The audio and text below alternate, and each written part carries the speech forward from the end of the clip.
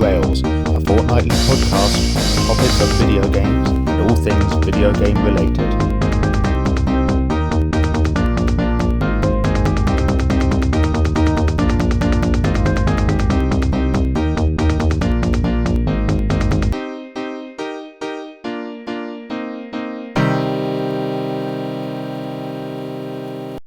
It's episode 26, listeners, and now that we've celebrated that fact, allow me to regale you with the recent events I experienced on my travels to Sierra Nevada. While there, I chanced upon a dive bar, but let me tell you, they served up some mean onion rings, and the beer was good and cold. I got chatting with a fella who was looking very sorry for himself. O'Leary, I think he said his name was. He told me he's a traffic cop by profession, and warned me to be careful out on the open road as they had been having trouble with illegal street races in the area and bikers whipping around at tremendous speeds. He said it hadn't been so much of an issue when it was just a motorcycle enthusiasts club that raced each other, but recently he'd seen something that was making him start to question his own sanity. O'Leary continued to tell me that following a tip-off from a guy he'd picked up a couple of months back, he set out to shut down one of these underground race meets. Right about on cue, they flew past him at ridiculous speed, and he set off after them, blue lights, sirens and all. "They're a rough bunch, this lot," O'Leary told me. "They don't race nice, hitting each other with all manner of brutal objects, trying to steal the advantage over one another." Apparently, O'Leary was closing in on one of these renegades, readying himself to make an arrest, when from over his head a giant banana peel soared through the air, landing in the middle of the road ahead. "It was all I could do to avoid riding directly into it and coming off my bike myself," O'Leary told me. He pulled over to make this new hazard safe when he was passed by a gorilla wearing a tie and driving the strangest looking vehicle he'd seen in his life. "I don't think it was a Maserati," he told me. Thankfully, no one was hurt, but I understand police are still looking for this primate speed demon. But I couldn't help thinking to myself, that description sure does remind me of... Oh, what does it matter? I'm sure you're all wondering what came of the street race, aren't you? Well, O'Leary, flustered by what he saw that day, lost his bust and spent the next part of his shift getting yelled at by his sergeant. Listen, I didn't really get drinking with O'Leary in a dive bar somewhere out in Sierra Nevada, but if I did, I'm sure he'd have asked me to direct your attention to the podcast episode description, where you'll see I posted links to all my social media accounts. I have an X account. I rarely use it, but I do sometimes post when I've published content here or on YouTube, or when I'm going live anywhere. I post content to YouTube most Saturdays. I'm doing Atari April this month, which I'll come on to soon. I sometimes live stream on YouTube, TikTok or Twitch. Only ever one platform at a time, as I find it hard enough keeping up with one chat while playing games.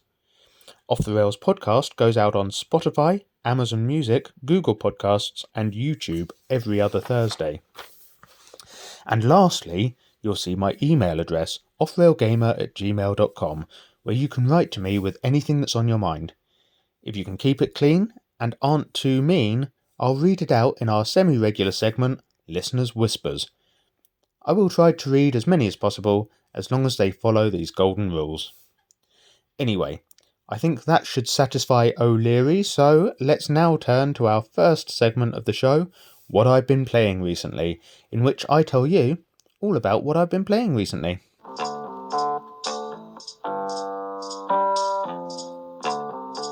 Well, we have been having quite the time over on YouTube, where I've been celebrating Atari April. I mentioned previously, or it may have been in one of the videos, that I recently acquired the Atari 2600 Plus, which is capable of playing both Atari 2600 and Atari 7800 games, and I wasted no time in building up my collection. So far over on the channel, we've had a look at Breakout, the game where you move a paddle along the bottom of the screen to bounce a ball to break rows of coloured blocks above. We also played some Night Driver, which pretty much does what it says on the tin, as you drive a car at high speed and try your darndest not to crash. Canyon Bomber, in which you fly a plane or a helicopter and drop bombs to try and clear more blocks than your opponent. We also played some Pong, beach volleyball and bowling. If you want to have a look, do follow the link to YouTube in the podcast episode description. You'll find the first 2 episodes of Atari April are already up, and we've got 2 more going up yet before usual programming continues in May. I also did a couple of streams on TikTok last week, playing some Sega classics again. Naturally, this included the Road Rash trilogy, but we also played a bit of Skitchin, which is similar to Road Rash, except for the fact you're on rollerblades instead of a motorbike. I also got my first ever win in Skitchin, coming first just at the end of the stream.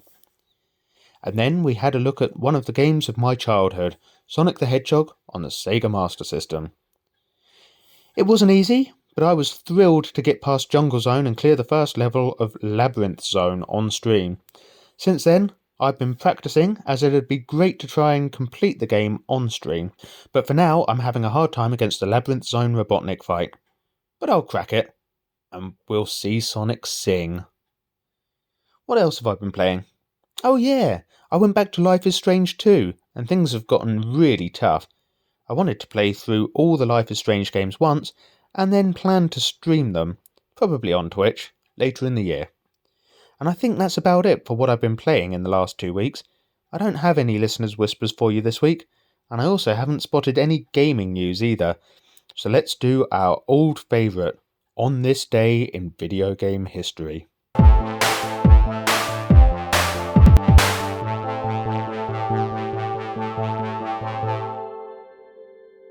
And of course today, I'm looking for games that released on 18th of April, or indeed consoles, if there were any. And we're going back just 27 years to begin with, when France, Germany, and the United Kingdom got a Windows release of Norse by Northwest, The Return of the Lost Vikings. This was a 2D scrolling platformer for 1 to 2 players, in which your job was to help Eric the Swift, Baljog the Fierce, I think I'm saying that right, and Olaf the Stout find their way home. I've not played any of the Lost Viking games myself, and we were still 3 years away from getting our first home PC, so I'm afraid there's not much more I can tell you about this title. Jump forward 4 years, and on 18th of April 2001, the USA got its hands on the PS2. Widely heralded as one of the greatest games consoles to this day, the PlayStation 2 boasted a terrific library of games, including some of my favourites in Max Payne, The Godfather, and Play It Video Poker and... No wait, scratch that last one. The same day also saw the worldwide release of Nihilism on Windows. Now, I've pretty much always been a console gamer, and although this game may have seen a console release, it has never been a part of my collection. In fact, the first time I'd ever heard of it was while researching this segment. It's a side-view point-and-click adventure game in which you control Tom, who's a servant of Yahtzee, making an inspection of the Yahtzee brand general store in the town of Reality on the Norm. Harrowing stuff indeed. And on 18th of April 2008, the United Kingdom got Tom Clancy's Ghost Recon Advanced Warfighter 2 Legacy Edition on the Xbox 360. Outside of Splinter Cell and one of the Rainbow Six games, I haven't played any of the Tom Clancy games. I'm really more of a Sid Meier kind of guy. It seems there hasn't been a great deal of excitement on this day in video gaming history. But there was one game that got a Windows release worldwide on 18th of April 2011. And that was Portal 2, which is a fantastic puzzle game that, at least on console, could be played single player, and there was also a co-op campaign if you had a friend to play with. And I guess that'll have to do for On This Day. Let's turn to the main segment, and while the music plays, I'll try to think of something to talk about.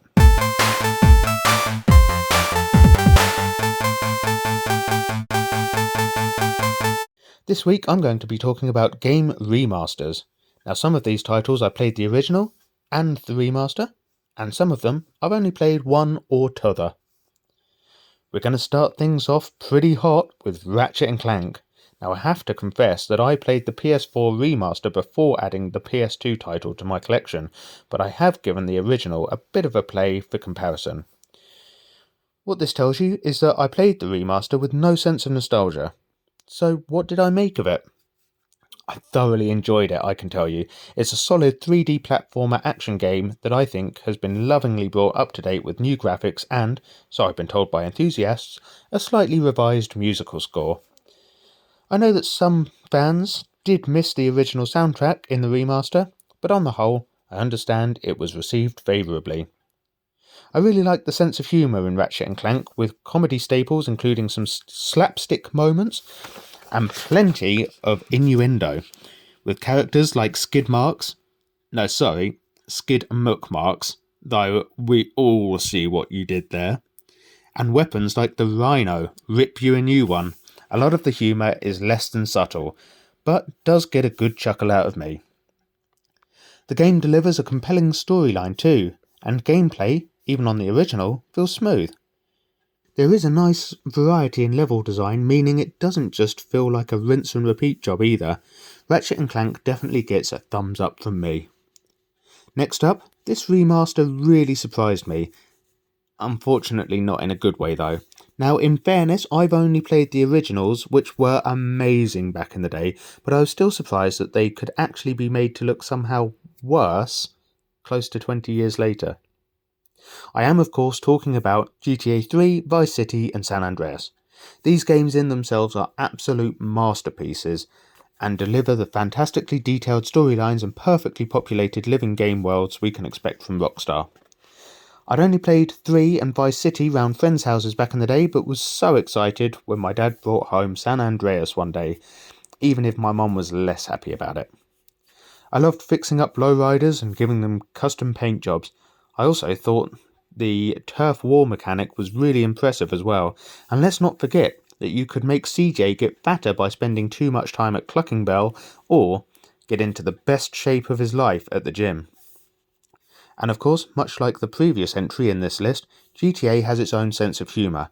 Focusing on San Andreas purely because it's the game I'm most familiar with, you had radio adverts for Glory Hole Amusement Park and could place bets on horse races with animals named Betty Swallocks and the like.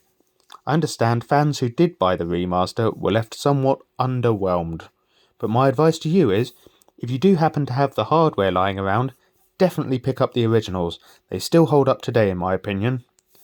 I've spoken many times now about how I originally grew up playing a handful of games on my siblings' Sega Master System, and as such, I reckon you all know exactly what game I'm going to talk about next.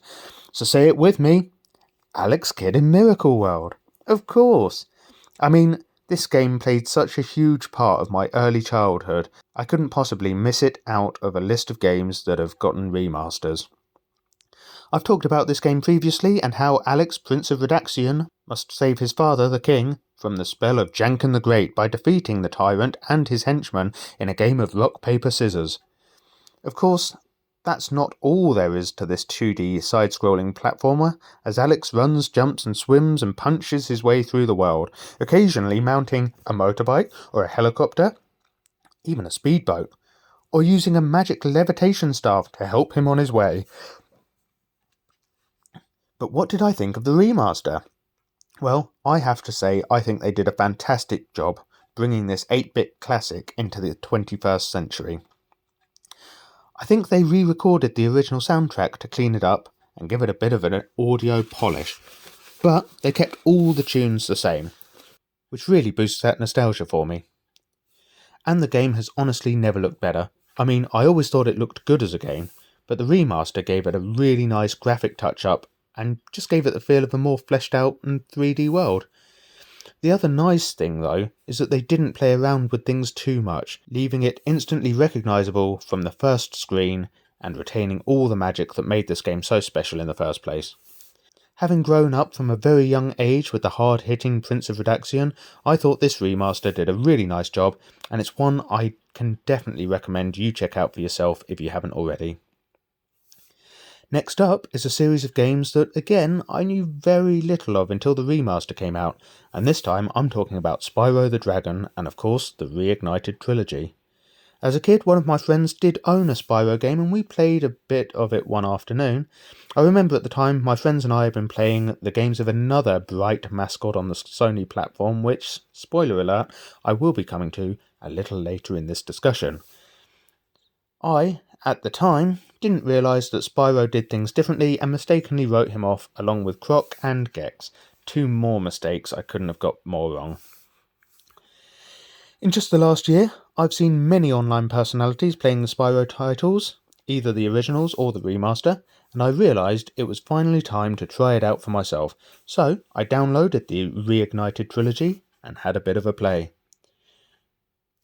Due to a significant lack of free time, this has joined the ranks of those games that I jump in and out of here and there, but that's only because I can, where there isn't an overly complex storyline to try and follow. I can and must confirm, however, that I have been thoroughly enjoying my time spent palling around with our friendly purple dragon companion. I don't know quite what to say of those cheeky musketeers, mind, who think they can just go around dropping their trousers to show us the full moon. They're asking for trouble with behaviour like that, I can tell you.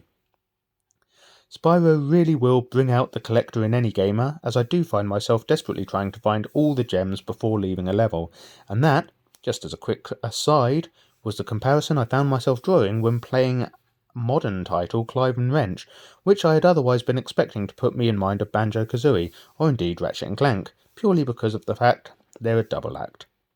I suppose it did in a way.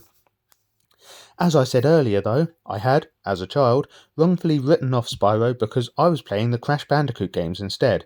Now, in my defence, I didn't have much disposable income of my own, and would either have to wait for my birthday or Christmas, or for a few months saving up my pocket money to get a new game.